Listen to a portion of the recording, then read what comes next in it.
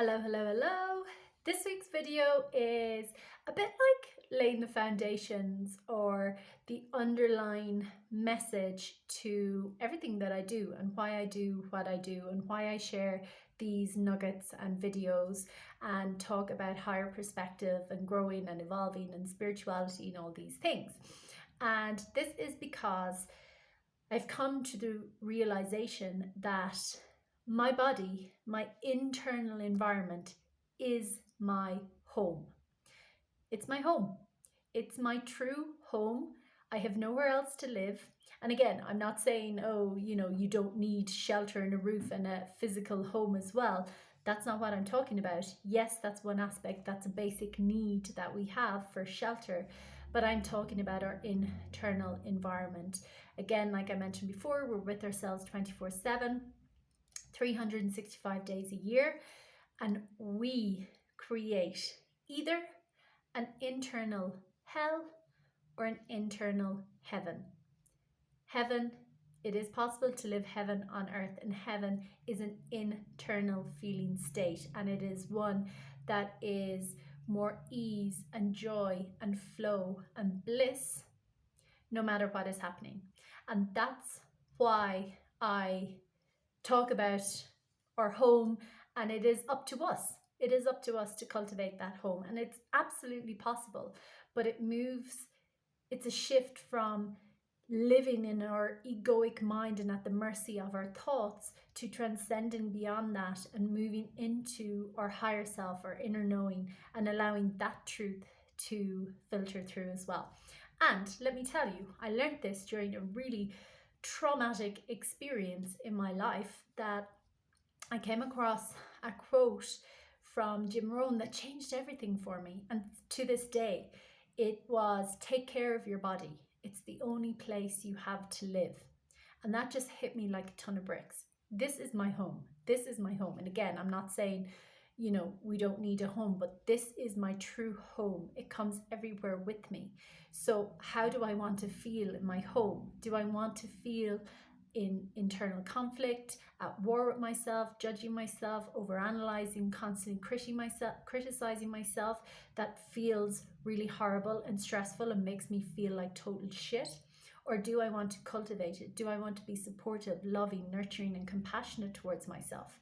And this is the crux. This is between ego mind and our higher mind.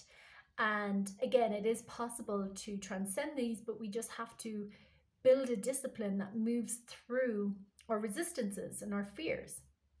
So this is our true home. And again, it's up to us. Yes, we can live at the mercy of others, and yes, there will be difficult challenges and situations, and people will say horrible things or do horrible things. But again, it's our choice. It is our choice. Do I willingly accept that and allow it to happen again and again and again?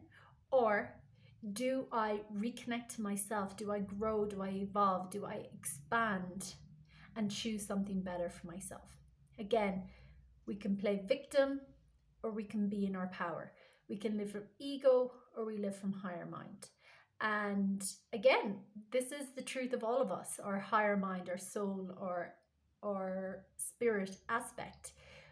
But it's for us to do the inner work, to build our home, to make it a loving place. And that often means seeing and clearing out our subconscious patterns and beliefs that we all hold. We all have them, no matter if you had the most incredible upbringing or culture or whatever. We all still have some form of limiting beliefs and subconscious patterns that play out in our lives. So it's about coming back to ourselves, to our home, making better choices, living from our higher mind, making our internal environment literally a heaven on earth.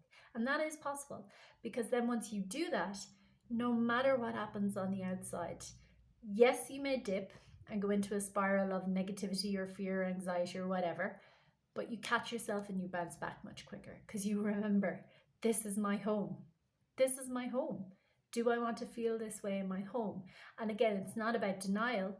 It's being with the situation, processing the emotional charge if necessary, and then choosing better, making a different choice.